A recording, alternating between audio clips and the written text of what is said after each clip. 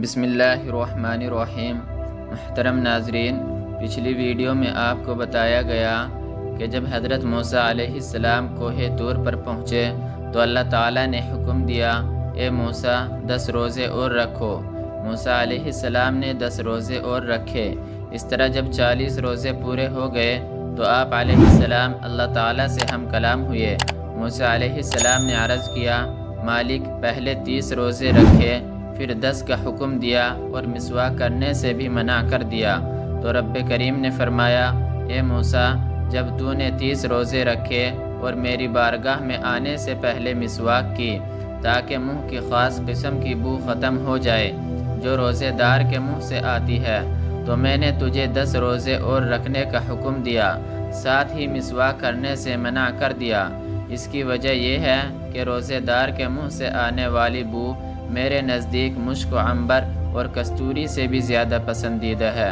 محترم ناظرین، پھر محب و محبوب کے درمیان راز و نیاز کی باتوں کا سلسلہ چل نکلا۔ اللہ تعالیٰ کی آواز سن کر موسیٰ علیہ السلام کے دل میں دیدار کا شوق پیدا ہوا۔ محبت و وارفتگی کے عالم میں کلیم نے اپنے کریم سے عرض کیا، اے میرے کریم مالک، میری خواہش ہے کہ میں تیرا دیدار کروں۔ تو اللہ تعالیٰ نے فرمایا، اے موسیٰ تو ہرگز مجھے نہیں دیکھ سکتا۔ اے موسیٰ اگر مجھے دیکھنا چاہتا ہے تو میرے محبوب محمد صلی اللہ علیہ وسلم پر درود پڑھا کر۔ تو موسیٰ علیہ السلام نے عرض کیا، مالک وہ کون ہے؟ اللہ تعالیٰ نے فرمایا، موسیٰ میری تمام مخلوقات میں میرا سب سے زیادہ پسندیدہ اور محبوب بندہ اور آخری نبی ہے۔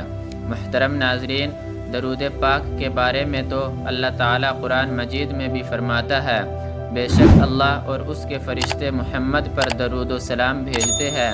اے ایمان والو، تم بھی میرے محبوب پر درود و سلام پڑھا کرو۔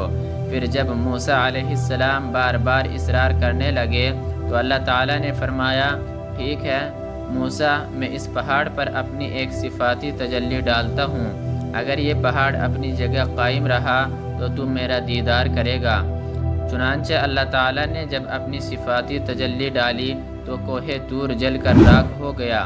یہی نہیں، قریب کے 7 بڑے بڑے پہاڑ اپنی جگہ سے اڑ کر دور دراز ملکوں میں جا گرے۔ موسیٰ علیہ السلام تجلی کی تاب نہ لاتے ہوئے بے ہوش ہو گئے۔